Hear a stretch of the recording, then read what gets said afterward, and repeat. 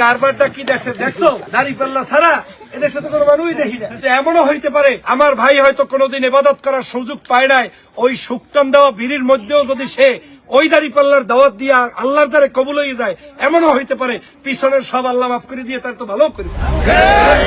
আপনারা দৈনিক বিড়ি খান না ৫-১০টা? যে দোকান থেকে অর্ডার দেবেন ওইখানে বসে বিড়িটায় একটা শুকটান দিয়ে সঙ্গে সঙ্গে বলবেন, দেশের অবস্থা কি দেখছো?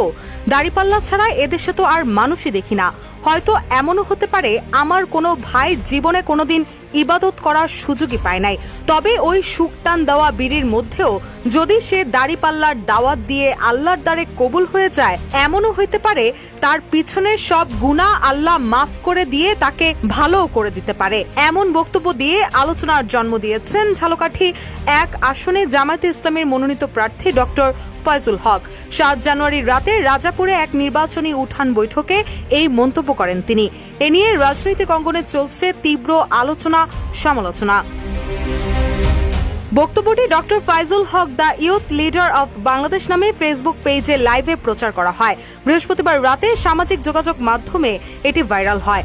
ভিডিওতে ডক্টর ফয়জুল হককে বলতে শোনা যায়, আমি তো গল্পের ছলে বলি তাই আপনাদের আনন্দ লাগতেছে, কিন্তু এমনও হইতে পারে বিড়িতে শুকটান দিয়ে যদি দাড়িপাল্লায় ভোট চাওয়া হয় তাহলে আল্লাহ মাফ করে দিতে পারে।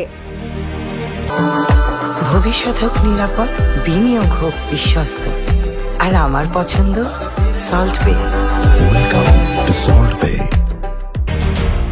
পুরুষদের জন্য পরামর্শ দিয়ে ফয়জুল হক বলেন, এখন থেকে ৫ টাকার চা খাবেন আর ১৫ টাকার গল্প করবেন, আর বলবেন খবর তো দেখি সব জায়গায় ডক্টর ফয়জুলের দাড়িপাল্লার জয় জয়কার।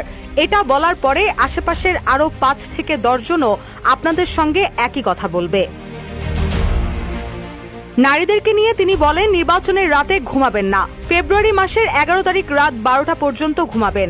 এরপর রাতের বেলা বাসার মধ্যে ভালো খাবার রান্না করে স্বামীকে আদর যত্ন করে আপনি সহ খেয়ে আত্মীয় স্বজন সবাইকে নিয়ে কেন্দ্রে গিয়ে ভোট দিবেন। এরপর ভোট গুনে তারপর বাড়ি এসে বিজয় মিছিল করে ঘুমাবেন।